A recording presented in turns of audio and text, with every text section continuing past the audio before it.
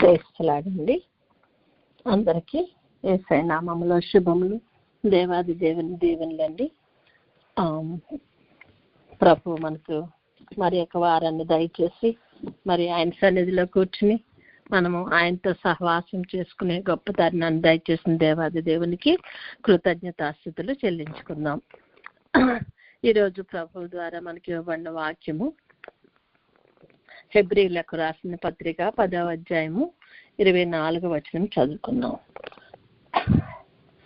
హెబ్రీలకు రాసిన పత్రిక 4వ అధ్యాయం 10వ అధ్యాయము 4వ వచనం 24వ వచనం క్షమించాలి.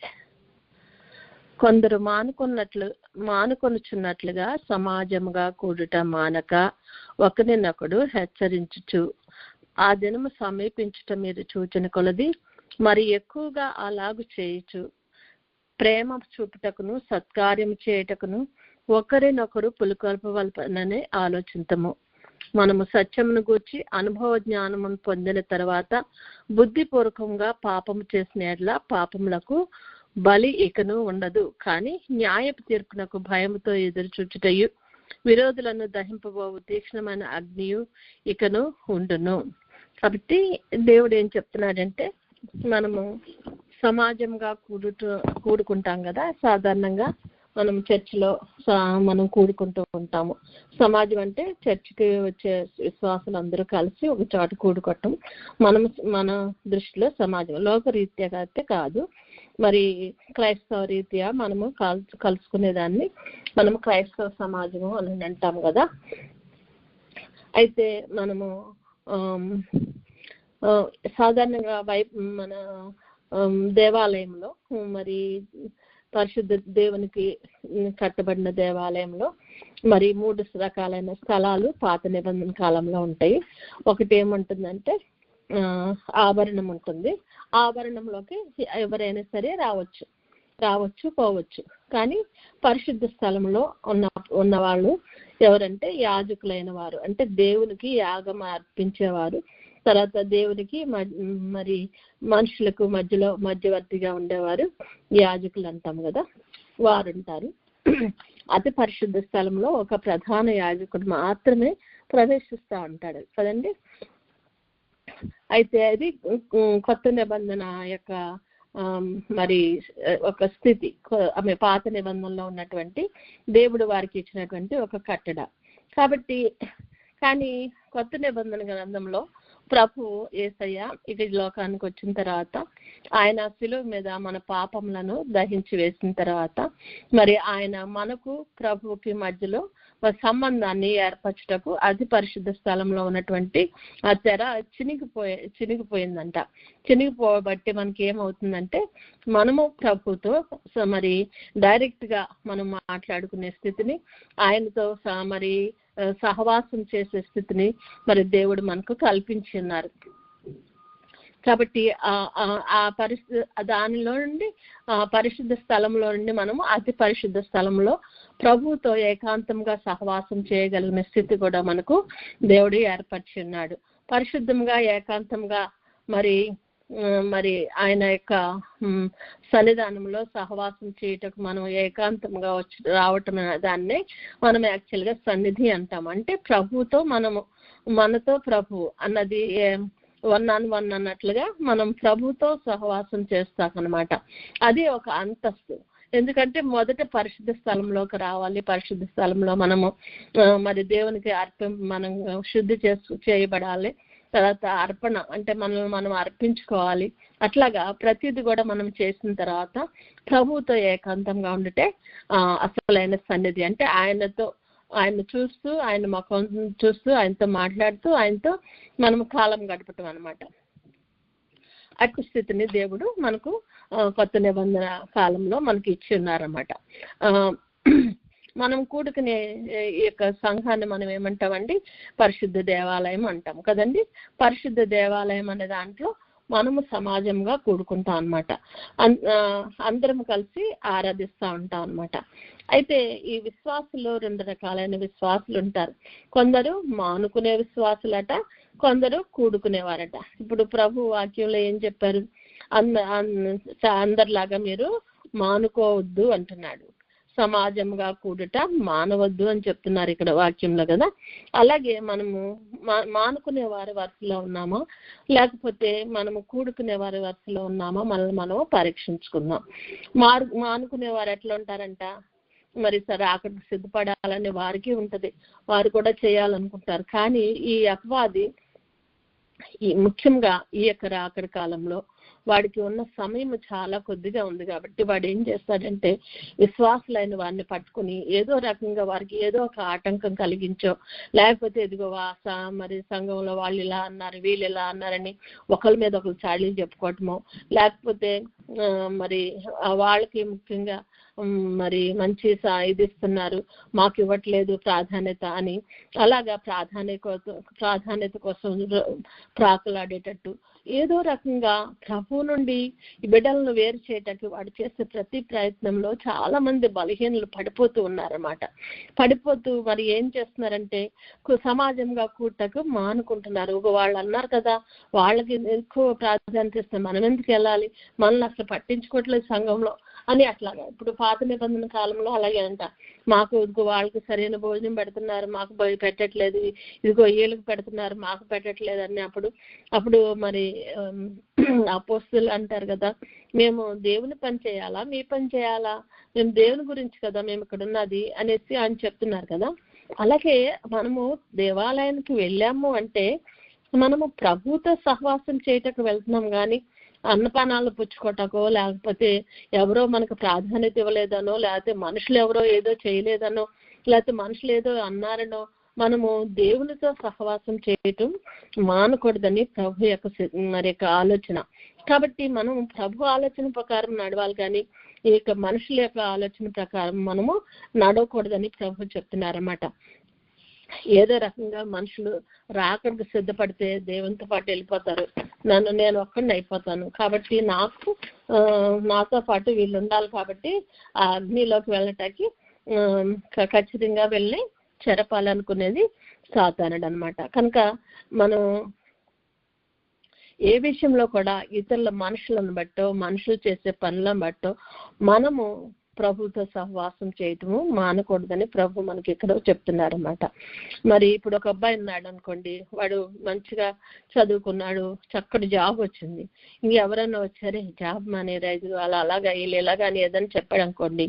ఇప్పుడు జాబ్ మానేస్తే ఎవరు నష్టపోతారు, చెప్పిన వాడు నష్టపోడు కానీ వాడికి తీర్పు ఉంటుంది తర్వాత. కానీ మరి మాట విన్నవాడు అంటే చెప్పుడు మాటలు విన్న అబ్బాయి తను జాబ్ కనుక మానేసినట్లయితే వాడు సఫర్ అవుతాడు. మరలా ఇంకొక ఉద్యోగం వచ్చే వరకు కూడా వాడి స్ట్రగుల్ చెప్పిన వాడికి ఏమైనా ఉంటుందా, ఉండదు కదా. అలాగే ఒక విద్యార్థి ఉన్నాడు అనుకోండి, స్కూల్కి వెళ్తున్నప్పుడు అరే స్కూల్ మానేరా ఇదిగో ఈ రోజు ఇక్కడికి వెళ్దాం అక్కడికి వెళ్దాం ఉన్నారని ఎవరైనా పిల్లలు చెప్పారనుకోండి, వాళ్ళ మాటలు విని స్కూల్ మానేస్తే ఎవరు నష్టపోతారు, విద్యార్థి నష్టపోతాడు. వాడికి రావాల్సిన మంచి భవిష్యత్తు వాడు పోగొట్టుకుంటూ ఉంటాడు. అలాగే విశ్వాసులు కూడా అన్నమాట. మరి మనుషులను బట్టి మనుషులు చెప్పిన మాటలను బట్టి వాళ్ళు ఎలా అంట వీళ్ళు ఎలాగంట అని వాళ్ళ కోసం వీళ్ళ కోసం మనం చర్చికి అయితే మనం వెళ్ళట్లేదండి. మనం సమాజానికి ఎందుకు వెళ్తున్నాము, ప్రభుతో సహవాసం చేయటకు వెళ్తున్నాము. కాబట్టి ఆ సహవాసాన్ని మనము ఎవరితో చేస్తున్నాము, ఎవరి కోసం వెళ్తున్నాం అనేది ఆ యొక్క మెయిన్ ఆలోచన మన హృదయంలో ఉన్నట్లయితే మనుషులు ఏమనుకున్నా ఎలా ప్రవర్తించినా మనం వాళ్ళకు దృష్టించము, కానీ మన దృష్టి అంతా ప్రభు మీద ఉంటుంది. కాబట్టి మనము ఎప్పుడైనా సరే సమాజంగా కూడట మానకూడదు అని చెప్తున్నాడు. సమాజంగా కూడట మానినట్లయితే మనకి చాలా నష్టాలు ఉన్నాయి. మొట్టమొదటిగా ఏమంటుందంటే ఒక భక్తునికి భక్తి నష్టం వస్తుందంట, భక్తిహీనులు అయిపోతా ఉంటారన్నమాట. మరి అందుకనే మరి కూడుకునే స్థితిలో ఉన్నప్పుడు వాళ్ళందరూ కలిసి చేసే ప్రార్థన బట్టి లేకపోతే వాళ్ళు చేసే తినేటువంటి వాక్యాన్ని బట్టి మరి భక్తి అనేది మనకు మరి బలం అవుతుంది అనమాట, అంటే బలిష్టం అవుతుంది, కొంచెం గట్టి పడుతుంది అనమాట. కాబట్టి మనం మరి భక్తిహీనులుగా ఉన్నామంటే మరి బలహీనంగా ఉన్నామంటే భక్తిలో అటువంటి స్థితి ఎప్పుడు వస్తుందంటే సమాజంగా కూడటం అన్నప్పుడు. మరి అందరితో పాటు చర్చికి వెళ్ళకపోతే మనం ఇంట్లో కూర్చుని వాక్యం చదివినా అది అంతగా మనకి మన మనస్సుకు పట్టదు. అందరితో కలిసి చేసుకున్న దాంట్లో ఎక్కువ బలం ఉంటుందని. ఇప్పుడు 2 పేటలు తాటి తెగిపోదు అంటారు కదండి. ఒక పేట అనుకోండి, ఇట్లా ఎవరైనా లాగారనుకోండి పట్నం తెగిపోతుంది. అదే 2 కలిపి ఇలా తేనేమనుకోండి, అప్పుడు కొంచెం బలం ఉంటుంది, అంత త్వరగా తెగిపోదు అనమాట. కాబట్టి మనం ఏం చేయాలి, మనం ఈ యొక్క సమాజంగా కూడినప్పుడు మనము అందరితో కలిసి ప్రార్థన చేస్తూ వారితో ఏకీపిస్తే అది బలమైన ప్రార్థనగా కూడా మన విశ్వాసాన్ని బలపరుస్తుంది అనమాట. అలాగే దేవుడు చెప్తున్నాడు, ప్రేమ చూపటం కానీ లేకపోతే ప్రేమించబడటం కానీ ఏదన్నా జరగాలంటే సమాజంలో ఉన్నప్పుడే అందరూ కూడా, ఇప్పుడు ఫ్రెండ్స్ గా ఎట్లా అవుతామండి, ఒకరినొకరు మాట్లాడుకుని మీరు ఇలా అనుకుని మనం మాట్లాడుకుంటాం కదా, అలాంటప్పుడు మనకు ఫ్రెండ్షిప్ ఏర్పడుతుంది. అలాగే మనం ఇతరుల ప్రేమ మనం ఎడలో చూపాలంటే మనం కూడా ప్రేమించే స్థితిలో మనం ఉండాలి. ఒక క్రైస్తవులుగా దేవుని యొక్క ప్రేమను మనం ఇతరులకు చూపించగలిగిన స్థితిలో ఉండాలి. అదే విధంగా సత్కార్యములు చేయటం కూడా మనము ఉండాలన్నమాట. సత్కార్యం అంటే మంచి కార్యాలు. ప్రభు ఏ విధంగా ఈ లోకంలో ఉండగా మంచి కార్యాలు చేస్తారు, ఎప్పుడు కూడా చెడు కార్యం చేయలే. ఎదుటి వాళ్ళ గురించి చెడు చెప్పటమో, లేకపోతే ఎదుటి వాళ్ళని మరి ఏలెత్తి చూపించడమో, వాళ్ళు కించపరచడమో, ఇట్లాంటివన్నీ చేసినప్పుడు ఏమవుతుందంటే అది సత్కార్యం అనబడదు, అది దుష్కార్యం అనబడుతుంది. కాబట్టి మనం సత్కార్యం చేయాలంటే ఇతరులతో ప్రేమగా ఉండి, ఎవరన్నా తప్పు చేస్తారనుకోండి అందరిలో గద్దించకుండా, అమ్మా ఇదైతే ఇట్లా అనిపిస్తుందిరా, నాకు ఇది బాగుంది, ఇట్లా అయితే బాగలేదు అనిపిస్తుందిరా, నీవు ఒకసారి ఆలోచించు అని అట్లాగా పెద్దవాళ్ళు మనకు సలహాలు ఇస్తూ ఉంటారు కదండి. అట్లా అంటే సత్కార్యం అనమాట. వాళ్ళు సత్కార్యం చేస్తున్నారు, మనము దాన్ని అందుకునే స్థితిలో ఉంటాం ఎప్పుడు సమాజంలో ఉన్నప్పుడు మాత్రం, సమాజంగా కూడుకున్నప్పుడు. తర్వాత ప్రేమలో వర్ధిల్లటం, మనము ఒకరినొకరు ప్రేరేపించుకుంటాం అనమాట. అరే మా చర్చిలో ఇట్లా ఉందమ్మా, చాలా బాగుంటది, ఈ కార్యం బాగుంటది, మరి మీరు మా చర్చికి రావచ్చు కదా, రండి, మన సహవాసం బాగుంటది, మనం చక్కగా ఉంటాం అని ఇతరులను పురికొల్పుతా ఉంటాం అనమాట, ప్రేరేపిస్తూ ఉంటాం.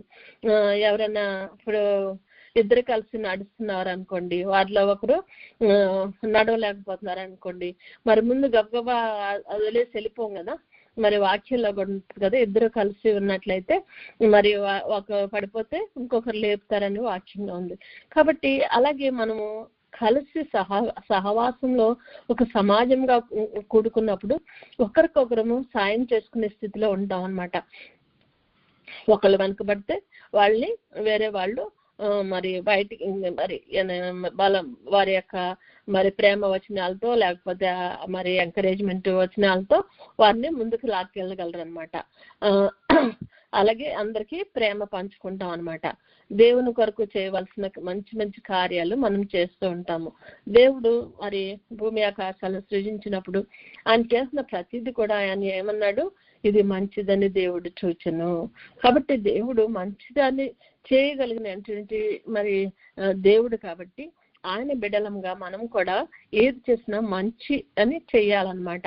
మంచి కార్యాలు చేయగలిగిన మనం స్థితిలో ఆయన బిడ్డలంగా మనం ఉండాలి. అది ఎప్పుడు కుదురుతుందంటే సమాజంగా ఉన్నప్పుడు మనకి ఎక్కువ కుదురుతుంది. అంటే సమాజంగా లేనప్పుడు కుదరదా అంటే కుదురుతుంది, కానీ అంత బలంగా ఉండదు ఆ ఆలోచన మనకి. కాబట్టి సమాజంగా కూడటం, ఆయన సన్నిధిలో కూర్చోవటం, ఆయనతో పాటు సహవాసం చేయటం అనేది మరి ఉంటుంది అనమాట. సమాజం అంటే దేవుడు కానీ ఆయన భక్తులు కలిసి మరి సహవాసం చేయటాన్ని మరి సహవాసం దైవ సహవాసము అని అంటాం అనమాట మనం. అలాగే ఇంకోటి ఏంటంటే మనం పురుకొల్పటం అనమాట. మరి ఎవరన్నా మరి దేవునిలో లేరనుకోండి, ఇగో ఈ దేవుడు మంచి దేవుడు అండి, ఇట్లాగా మన కొరకు ప్రాణం పెట్టాడు అని అట్లా మనం ఏం చేస్తాము, ఇతరులకు మనము చెప్తా ఉంటాం అనమాట. మరి ఆశ కలిగి ఉంటాం అనమాట. దేవుడు ఈ పని చేస్తాడు, విశ్వాసంలో మాకు ఇట్లా చేస్తాడండి, మనం విశ్వసించినట్లయితే, మనం ఈ విషయం ఇట్లా ప్రార్థన చేసినట్లయితే దేవుడు మనకు మంచి చేస్తాడు అనేటువంటి విషయంలో మనము పురుకొల్పుతా ఉంటామంట ఇతరులకు. ఎందుకంటే మనకి ఏం తెలుసో, మనం ఏ విధంగా మనము సాక్ష్యం కలిగి ఉన్నాము, మనకి దేవుడు ఏ విధంగా మన జీవితంలో మేలు చేశాడో అది మనం సాక్ష్యం చెప్తే, ఇదిగోండి నా పలానప్పుడు ఎంత కష్టం వచ్చింది, దేవుడు ఇలా చేశాడు మాకు అని ఒకరినొకరు మనము చెప్పుకొని, ఒకరినొకరు ఎంకరేజ్ చేసుకుని ఈ రాకడికి ఎత్తబడే విషయంలో మనం ఒకరినొకరు మనం బలపరుచుకుంటూ మనం ముందుకు సాగుతూ ఉంటాం అన్నమాట. కాబట్టి పురుకొల్పాలని కూడా మనం ఆలోచించాలి. పురుకొల్పకుండా మనం ఒంటరిగా ఉన్నట్లయితే మనము ఏ విషయంలో కూడా మనము ఒంటరిగా ఉన్నప్పుడు అన్నీ ఉన్నప్పుడు బాగానే ఉంటాం, కానీ మన శక్తి తగ్గిపోయినప్పుడు మనకి అవసరమైనప్పుడు ఎవరు కూడా మన దగ్గరికి రారు. కానీ క్రైస్తవ బిడ్డలైన వారు అటువంటి బిడ్డలను కూడా ఎంకరేజ్ చేయడానికి ముందుకు వస్తూ ఉంటారన్నమాట. కనుక మనము ఏ విషయంలో కూడా మనము సహవాసాన్ని మనము ఆచరించినట్లయితే, సహవాసంలో మనం పాల్గొన్నట్లయితే, సహవాస విషయంలో మనం దేవుని ఎడల ఆసక్తి కలిగి ముందుకు వెళ్ళినట్లయితే మనం అన్ని విషయాల్లో కూడా మనము మరి అభివృద్ధి పొందగలుగుతాం అన్నమాట. అలాగే మనం ఒకరినొకరు మరి పురుకొల్పుకుంటూ ఉండాలన్నమాట. అయితే మనము ఏదన్నా రాకడికి సిద్ధపడుతున్నాం అనుకోండి, రాకడికి సిద్ధపడుతున్నప్పుడు మనం ఏం చేస్తాము, మొదట నేను సిద్ధపడ్డానా లేదా, ఏ విధంగా నేను నడుస్తున్నాను, నేను సరైన రీతిలో ఉన్నానా అంటే ఇతరులకు మాదిరికరమైనటువంటి జీవితం మనకు ఉండాల. నేను ఇతరులకు చెప్పేటప్పుడు అరే దొంగతనం చేయదురా అని ఒక పిల్లాడికి చెప్పామనుకోండి, అదే నేనే ఒక దొంగతనం చేస్తుంటే పిల్లలు ఏమంటారు, నువ్వే చేస్తున్నావు నేనెందుకు చేయకూడదు అంటారు కదండి. అలాగే మరి అబద్ధం ఆడుతున్నావు అనుకోండి, అబద్ధం ఆడదురా అని మన పిల్లలకు చెప్తే, అమ్మా నువ్వే అబద్ధం ఆడుతున్నావు కదా, నువ్వు అదిగో ఆ విషయం అది తప్పు కదా, నువ్వు అబద్ధం ఆడావు కదా అని మన బిడ్డలే మనల్ని కరెక్ట్ చేస్తూ ఉంటారు కదండి. అలాగే మనం ఏదైనా సరే రాకడకు సిద్ధపడండి అని ఇతరులకు చెప్పే ముందు మనం ఏం చేయాలంటే, మనం ఏ స్థితిలో ఉన్నామో, మనం రాకడకు సిద్ధపడుతూ ఉన్నామా, అంతరా సిద్ధపడేసిపోయాము అని అనుకునేటువంటి పరిస్థితి లేదు. ఎందుకంటే ఆ నిమిషం వరకు కూడా బుద్ధి గలవారు, బుద్ధి లేని వారు కూడా రాకడ కొరకు ఎదురు చూస్తున్న వాళ్ళే. కానీ ఆ సిద్ధపాటులో చిన్న తేడా ఉంది. కొంతమంది నూనె పట్టుకెళ్లారు, కొంతమంది తీసుకెళ్లేదు. కాబట్టి మనము ఆఖరి నిమిషం వరకు సిద్ధపడ్డామా లేదా, మన దగ్గర ఉందా నూనె ఉందా లేదా, ఎక్స్ట్రా నూనె ఉందా లేదా, ఒకవేళ దీపం మారిపోతే ఎలా అని మరి ముందు ఆలోచన నుండి మనము ఫ్యూచర్ గురించి ఆలోచిస్తాం. అంటే అది జరుగుతుందా లేదా అనేసి ఈ లోక సంబంధమైనటువంటి విషయాల గురించి కాదు, కానీ ఆత్మీయంగా మనం ఏ రకంగా సిద్ధపాటు కలిగి ఉండాలో ప్రతి విషయాన్ని మనం చూసుకుంటూ మనం జాగ్రత్తగా మెలకుగా ఉండి ప్రతి విషయంలో కూడా ఇది ఉందా అది ఉందా, మరి వస్త్రం నేను వేసుకున్న వస్త్రం ఉందా సరిగ్గా లేదా, ఈ వస్త్రం ఏమన్నా మురికైపోయిందా, మరి పెండ్లి కుమారుడు వచ్చినప్పుడు పెండ్లి కుమార్తెగా పెండ్లి వస్త్రాలు నా దగ్గర ఉన్నాయా, నా రక్షణ వస్త్రం నా దగ్గర సరిగ్గా ఉందా లేదా, లేకపోతే ఆయన వచ్చే సమయానికి నేను మెలుకుంటానా లేదా, ఈ విషయాల గురించి ఎక్కువగా ఆలోచిస్తూ ఉంటారన్నమాట. ఎవరంటే మరి ఆయన కొరకు అక్కడ కొరకు ఎదురు చూడగలిగిన వారు. అలా ఉన్నవారు ఇతరులకు కూడా చెప్తారు, నాన్న ఇట్లా ఉండాలి, ఇది చూసుకోవాలి. మన పిల్లలు ఏదైనా హాస్టల్కి వెళ్తున్నారు అనుకోండి, మనము నాన్న నీకు బట్టలు ఉన్నాయా, నీ పుస్తకాలు ఉన్నాయా, నీ పెన్ను ఉందా, అది ఉందా ఇది ఉందా అని, దువ్వెనుందా, ఇట్లా ప్రతిది కూడా మనము తల్లిదండ్రులు ఏం చేస్తూ ఉంటారు, ఇవన్నీ చెప్తా రిమైండ్ చేస్తూ ఉంటారు, అది ఉందా లేదో చూసుకో, ఇది ఎక్కడ పెట్టుకున్నావు, అది ఎక్కడ పెట్టుకున్నావు అని ప్రతిది కూడా మనమే రిమైండ్ చేస్తూ ఉంటాం కదా. అలాగే విశ్వాసులైన వారు రాకడకు సిద్ధపడే బిడ్డలు ఇతరులకు మరి ఆ విధంగా మనము ఎంకరేజ్ చేస్తూ మరి వాళ్ళకి అన్ని ఉన్నాయా లేవా, అలర్ట్గా ఉన్నారా లేదా అనేసి మనము వాళ్ళకి మనకి అడ్వైజ్ ఇస్తూ ఉంటాం అనమాట. దాకా చెప్తూనే ఉంటాం కదండి. కాబట్టి మనలను మనము మరి జాగ్రత్తగా కాపాడుకుంటూ ఇతరులు మరి దేవుని యొక్క మరి రాకడకు సిద్ధపడే విషయంలో మనము కూడా ఆలోచన ఇస్తూ మనం ముందుకు నడుస్తూ ఉంటాం అన్నమాట. ఆలోచనకర్తలు ఉండుట, అనేకులు ఉండుట మరి క్షేమకరం అనేది దేవుని వాక్యంలో ఉంది కదా. అలాగే మనము ఆలోచన చెప్పే పెద్దలు ఉండటం అనేది చాలా మరి మనకి ఎంతో ఆశీర్వాదకరం మనకు కూడా కదండి. ఎల్డర్స్ ఉన్నారు, వాళ్ళు ఎన్నో రకాలమైనటువంటి సంగతులు చెప్తా ఉంటారు మనకి. వాళ్ళని చూసి మనము మన ఆత్మీయ స్థితిలో ఎన్నో మెరుగుపడుతూ ఉంటాం. అన్ని విధాలా మనం ప్రభుకి ఇష్టమైన రీతిలో పెరుగుతూ ఉంటాం కదా. ఆ విధంగా పెరగాలంటే మనం ఖచ్చితంగా కూడా దేవుని అనుసరించి నడుచుకునే స్థితిలో మనం ఉండాలన్నమాట. అయితే ఇలా సమాజంగా కూడుకుంటే వల్ల ప్రయోజనాలు ఏంటంటే మనలో ప్రేమ వృద్ధి అవుతుంది, ఒకరినొకరు ప్రేమించుకుంటూ ఉంటాం, ఆత్మీయ స్థితిలో వృద్ధి పొందుతూ ఉంటాం, వాక్యంలో మరి వాక్యాన్ని వినటంలో, దాన్ని ధ్యానించడంలో, దాన్ని అర్థం చేసుకోవటంలో మరి అందులో కూడా మనము వృద్ధి కలిగి ఉంటాం అన్నమాట. అలాగే అనుభవం, ప్రభువుతో మనకున్న సహవాస అనుభవంలో మనము వృద్ధి పొందుతూ ఉంటాం అన్నమాట, భక్తిలో వృద్ధి పొందుతూ ఉంటాం. మరి అలాగే మరి ప్రభు కొరకు మంచి కార్యాలు చేసే విషయంలో వృద్ధి పొందుతూ ఉంటాము, రాకడ తలంపులలో వృద్ధి పొందుతూ ఉంటాం అన్నమాట. ఇలాగా మనము లోకంలో మనం ఉంటున్నాం కదా, కానీ లోకాన్ని మనలోనికి రానియకుండా లోకంలో మనం ఎంతవరకు ఉండాలో అంతవరకే ఉండాలి, మిగిలిన విషయాలు ఆత్మీయ స్థితిలో సిద్ధపడాలి. ఎందుకంటే ప్రభు రాక బహు సమీపంగా ఉంది కనుక రాకడకు సిద్ధపడే విషయంలో మనము ఆలస్యం చేయకూడదు.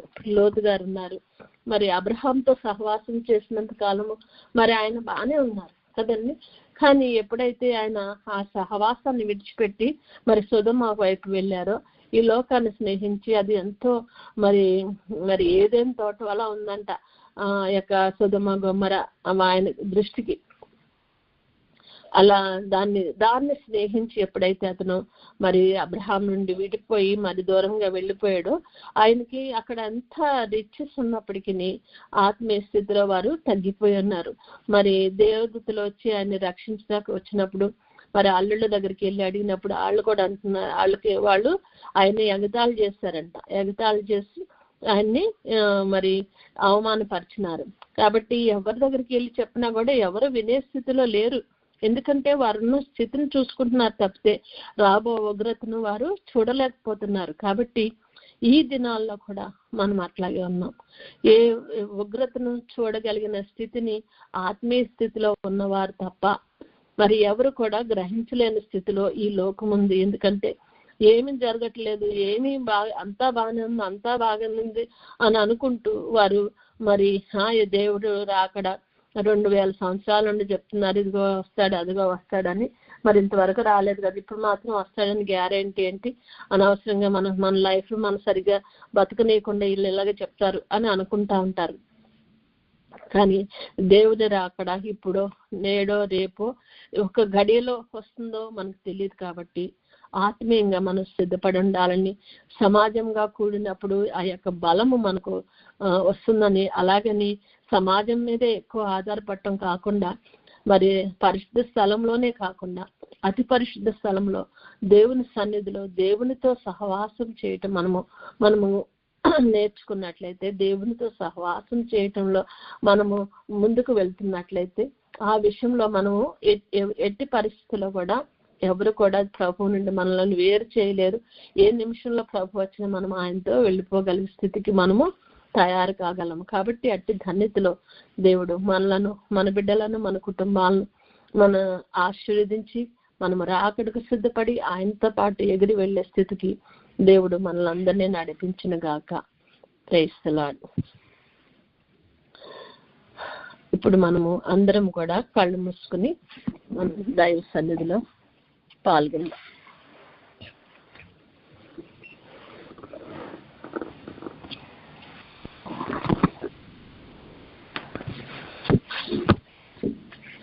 దేవాది దేవుడే మన మధ్య మనకంటే ముందుగా వచ్చి సింహాసనాసీనుడై మనతో సహవాసం చేయటకు కూడి వచ్చి ఉండగా మనం ఆయన పావన పాదాల దగ్గర మనము ప్రభు మీద దృష్టిని కేంద్రీకరించుకొని మనోనిదానం కలిగిన వారమై ఈ లోకంలో ఉన్నటువంటి మరి పరిస్థితులను బట్టిగా లేకపోతే ఇంకేదో దానిలో మరి మనసు నిండా నింపుకొని ప్రభువుని నెగ్లెక్ట్ చేయకుండా మన మనసంతా ప్రభు మీద ఆనుకుని ఉండుటకు మనం మనోనిదానం కలిగి ఆయన పాదాల దగ్గర కూర్చుందాం.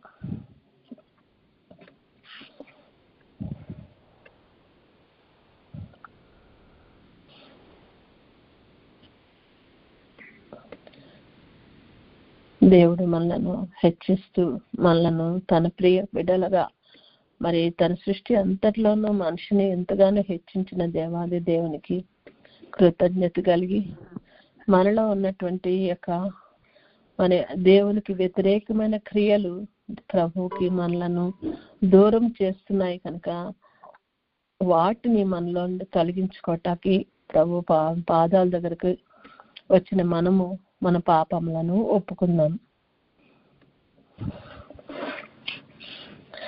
పాప క్షమాపణ అంటే ఏదన్నా మనం చేసినప్పుడు అది దేవునికి వ్యతిరేకమైందని తెలిసిన తర్వాత ఆ విషయంలో మనము పశ్చాత్తాపడి దానిని వదిలివేసుకోవటం.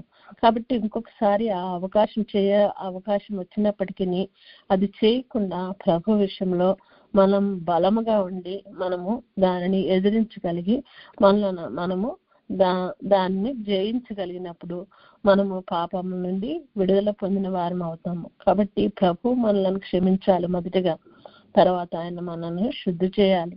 మరలా మనం పాపం చేయకుండా ఉండటకు పరిశుద్ధాత్మ సహాయాన్ని దేవుడు మనకి ఇస్తున్నప్పుడు ఆయన సహాయాన్ని అందుకోగలిగిన స్థితికి మనం వచ్చిండాలి. కాబట్టి మొదటిగా మనము మన పాప క్షమాపణ నిమిత్తము ప్రభు పాదాలు పట్టుకుని మనల్ని పాపాలను క్షమించమని ప్రభువును వేడుకుందాం.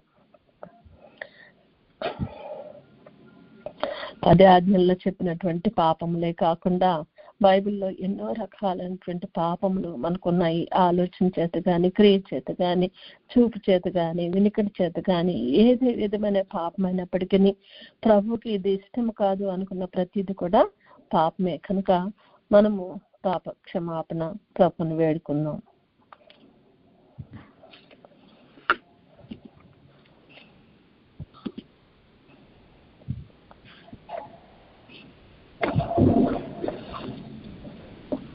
పాప క్షమాపణ వేడుకున్న మనము ప్రభు చేత శుద్ధి చేయబడిన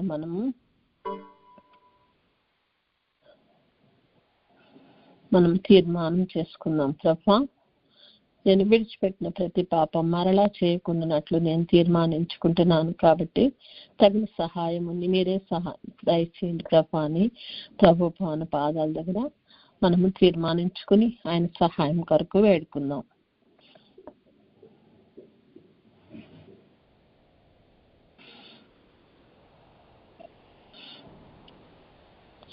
సొలొమోను రాజును దేవుడు ఎంతగానో ఆశీర్వదించాడు. కానీ ఆయనకు చెప్పాడు కూడా, నీ తండ్రిలాగా దేవుని అనుసరించి దేవుని వాక్యాన్ని అనుసరించి నడుచుకున్నట్లయితే నీ రాజ్యాన్ని నేను వృద్ధి చేస్తాను, కానీ అన్ని దేవతలను అనుసరించి నడవద్దు అని ప్రభు చెప్పినప్పుడు ఆయన ఎంతగానో అంగీకరించాడు. కానీ ఈ లోకంలో ఉన్న జ్ఞానులందరికంటే ఎక్కువ జ్ఞానం కలిగిన బిడ్డ అయినప్పటికీ తన యొక్క చిన్న చిన్న బలహీనతల వల్ల తను దేవుని నుండి దూరం అయిపోయాడు. కాబట్టి ఆ విధంగా మనల్ని దూరం చేసే బలహీనతలు మనలో రాకుండా ఉండాలంటే మనం తీర్మానించుకుని మనం దాన్ని వదిలివేయటకు కావాల్సిన శక్తి లేని వారం. కాబట్టి పరిశుద్ధాత్మని సహాయం చేత మాత్రమే మనము మన బలహీనతల నుండి విడుదల పొందగలవాం. కాబట్టి మనము ప్రభువునకు సమర్పించుకుందాం.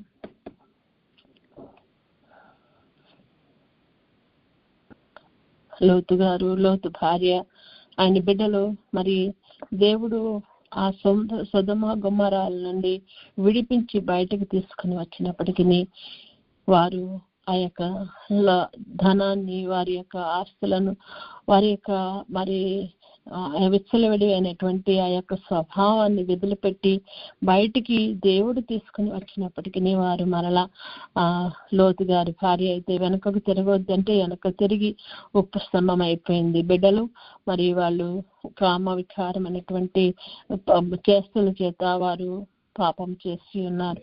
కాబట్టి మనం ఎలా ఉన్నాము, ఏ స్థితిలో ఉన్నాము, దేవుడు మనకి ఎంత సహాయం చేస్తున్నప్పటికీ మన ప్రాచీన స్థితికి వెళ్ళిపోకుండా ఉండాలంటే ప్రభు యొక్క సహాయం మనకి ఎంతైనా అవసరం. కనుక ప్రభు యొక్క పాదాలు పట్టుకుని ఆయనకు మనల్ని సంపూర్ణంగా సమర్పించుకుని ప్రభు మనకు చేసే ప్రతి విధమైనటువంటి ఆశీర్వాదాన్ని పొందగలుగుటకు మనము యోగ్యులముగా ఉన్నట్లు ప్రభు పాదాలు పట్టుకుని వేడుకుందాం. మన సంపూర్ణ సమర్పణలోనే ప్రభు ఏదైనా మనలో కార్యం చేయగలరు. కనుక సంపూర్ణంగా మనము ప్రభువుకు సమర్పించుకుందాం.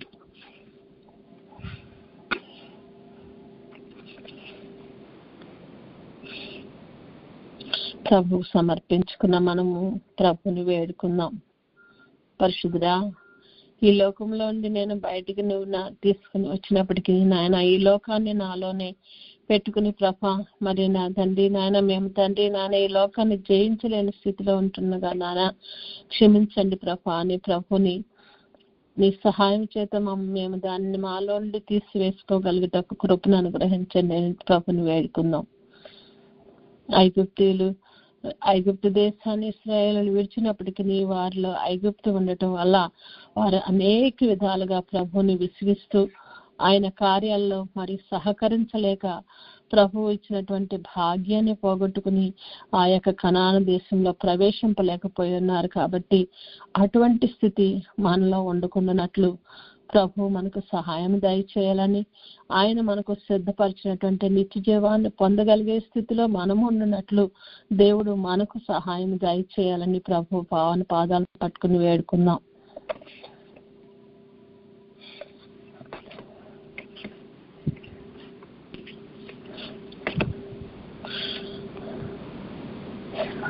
సొలొమోన్ రాజు గారు తన యొక్క బలహీనతను బట్టి మరి తన భార్యలైనటువంటి అన్య స్త్రీలు ఆయనకున్న చిన్న బలహీనతను బట్టి మరి ఇతర దేవతల వైపు ఆయన మరి తిరిగి వేసి మరి పరిశుద్ధ దేవుని విసర్జించిన విధంగా మరి ఆయనకున్నటువంటి ఆ యొక్క ఆశీర్వాదాన్ని ఆయన బిడ్డలు కూడా పోగొట్టుకోగలిగారు. కాబట్టి మనం చేస్తున్న కార్యాలు బట్టి మన బిడ్డలు మరి దేవుడిచ్చేటువంటి అనుగ్రహాన్ని పోగొట్టుకోకూడదు. ఇశ్రాయేలీలు అయితే దేవుడు చెప్పాడు, మీరు ఏ బిడ్డలు అయితే చెరలోనికి పోతారు అనుకున్నారో ఆ బిడ్డలు ఆ కణాన్ని స్వతంత్రించుకుంటారు అని. కాబట్టి మన బిడ్డలు మనము మన నిత్య జీవంలోకి ప్రవేశింపాలి అంటే దేవుడు మన కొరకు సిద్ధపరిచిన ఆ యొక్క మరి ఆ పట్టణాలను మన కొరకు కట్టబడిచినటువంటి ఆ పట్టణాల్లో మనం ప్రవేశింపాలంటే, ఆయనతో పాటు రాజ్యం వెళ్ళాలి అంటే మరి ప్రభు యొక్క అనుగ్రహం మనకు ఎంతైనా అవసరం. కనుక ప్రభుని వేడుకుందాము. ప్రతి విధమైన బలహీనతల నుండి మనల్ని విడిపించి రాకడలు ఎత్తబట్టకు తగిన సిద్ధపాటు కలిగి ఉండినట్లు దేవుడు మనకు సహాయం చేయలాగిన ఆయన పావన పాదాలు పట్టుకుని బతిమలాడదాం.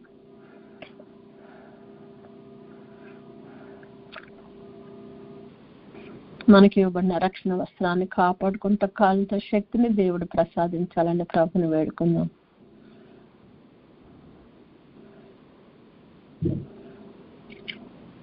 మన సిద్ధులలో నూనెను సిద్ధం చేసుకుంటూ ప్రభు సహాయం దయచేయాలని ప్రభుని వేడుకుందాం. మన దీపాలు ఆరిపోకుండా చూసుకోగలుగుటకు కావాల్సిన జ్ఞానాన్ని మెలకువను దయచేయమని ప్రభుని వేడుకుందాం.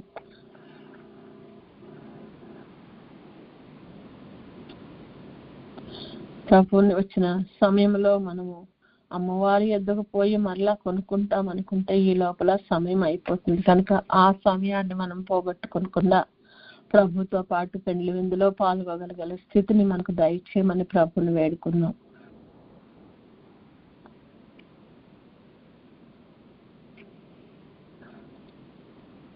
వేడుకున్న మనము ప్రభుని స్తుతించుకుందాం.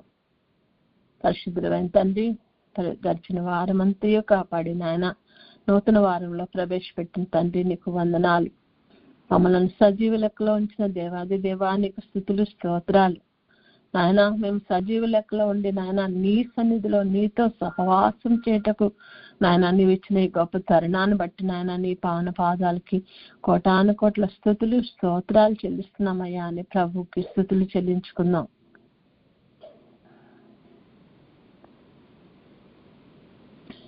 నాయన సమాజంగా కూడటం మానుకొని వద్దని సెలవిచ్చిన దేవా, మేము ఏ సమాజంలో ఉన్నాము, దేవుని సమాజంలో ఉన్నామా లోక సమాజంలో ఉన్నామా అని మేము చూసుకుంటకు ప్రభా మాకు నా తండ్రి నాయన తండ్రి నాయన మాకు బోధిస్తూ ప్రభా నా తండ్రి మాకు గైడ్గా తండ్రి నాయన మాకు సమస్తము తండ్రి తేటపరచుచు ముందుకు నడిపించుతున్న దేవాది దేవా నీ పావన పాదాలకు వందనాలు స్తుతులు స్తోత్రాలు చెల్లిస్తున్నామయ్యా అని దేవునికి స్తుతులు చెల్లిస్తాం.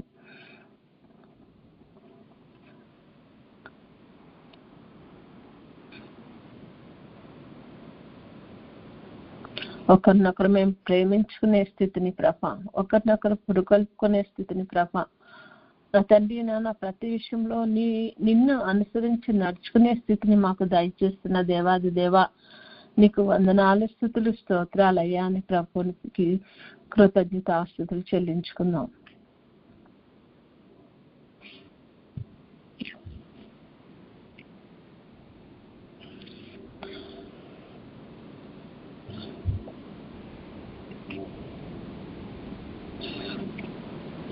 అయినా మాకు ఇచ్చిన యేసయ్య మినిస్ట్రీస్ నిమిత్తం నీకు వందనాలయ్యా. మినిస్ట్రీస్ లో నువ్వు మాకు దయచేస్తున్న ప్రతి విధమైన ఈవులకై నీకు వందనాలయ్యా. మమ్మల్ని రాకడకు సిద్ధపరచుచున్న విధానాన్ని బట్టి నీకు వందనాలయ్యా.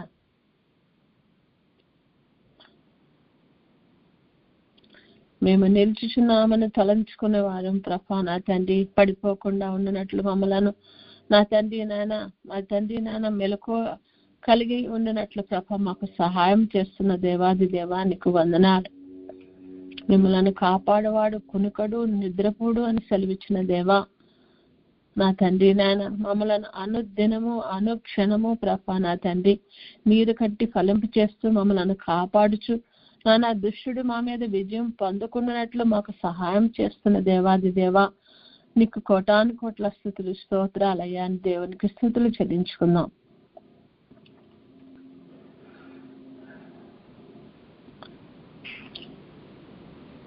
స్తుతులు చెల్లించుకున్న మనము ప్రభుతో కొద్దిసేపు సహవాసం చేద్దాము. కొద్దిసేపు మౌనంగా ఉండి ప్రభువు మనతో ఏమి సెలవివ్వనన్నారో అని ప్రభువుని చూచుటకును ఆయన మాట వినుటకును మన మనసును ప్రభు మీద కేంద్రీకరించుకొని మనం కొద్దిసేపు మౌనంగా ఉండి ఆయన చెప్పుదాన్ని ఆలకించుటకు ప్రయత్నిద్దాం.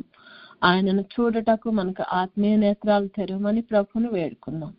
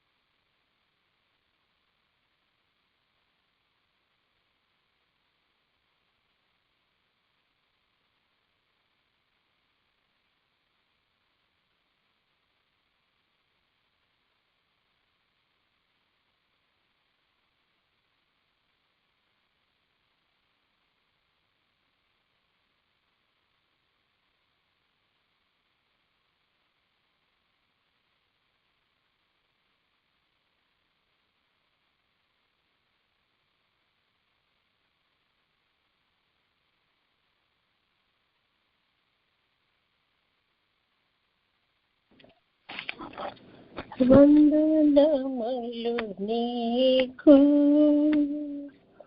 శుభవందనములు నీకు, ఆనందముతో కూడిన నా హృదయ వందనములు నీకు, ఆనందముతో కూడిన నా హృదయ వందనములు నీకు. పరిశుద్ధుడా పరమ తండ్రి, నీకు స్తుతులు, స్తోత్రాలు స్తోత్రాలు స్తోత్రాలయ్యా. స్తుతులకు పాత్రుడా, స్తోత్రార్హుడా, నీకు వందనాలయ్యా. ఇప్పుడు వరకు తండ్రి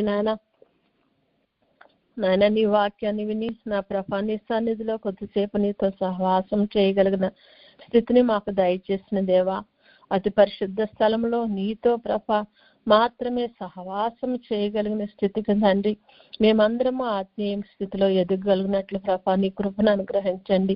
మాకు ఇస్తున్న తరుణాలను బట్టి నీకు వందనాలు చెల్లిస్తుండగా నా ప్రభా మమ్మలను, మా బిడ్డలను, మా కుటుంబాలను ప్రభా నీ రాకడకు సిద్ధపరచమని నాయన, ఈ యొక్క దుష్టుడు చెప్పేటువంటి ఏ విధమైన మాటలు మేము వినకుండా నా ప్రభా నాయన నీ మాటలు మాత్రమే వినగలుగుటకు నీ వాక్యాన్ని చదువుకుంటూ నాయన దాన్ని ధ్యానించుకుంటూ నా ప్రభా సహవాసంలో ఒకరినొకరు బలపరుచుకుంటూ ముందుకు సాగగలిగిన గొప్ప కృపను తరుణాన్ని మాకు దయచేయమని, అతి ధన్యతలో మేము మా కుటుంబాలు ఉన్నట్లు ప్రభా నీ కృపను కనపరచమని, సమస్త విషయాల్లో నీవే మహిమ ఘనత కీర్తి ప్రభావాలు పొందుకోమని ఇప్పుడు తండ్రి నాయన పిల్లల కొరకు బిడ్డలు ప్రార్థించబోచుండగా ప్రభా వారి ప్రతి ప్రార్థనను ఆలకించి అవును ఆమె నన్ను ప్రభా ప్రార్థనకు జవాబు దయచేసి నాయన మా బిడ్డలందరినీ నీ రెక్కల చాటున భద్రపరిచి నడిపించమని త్వరలో పెండ్లకు మాడుగా రానున్న యేసయ్య అతి శ్రేష్టమైన నామంలో అడిగి పొందుకుని ఉన్నాం తండ్రి.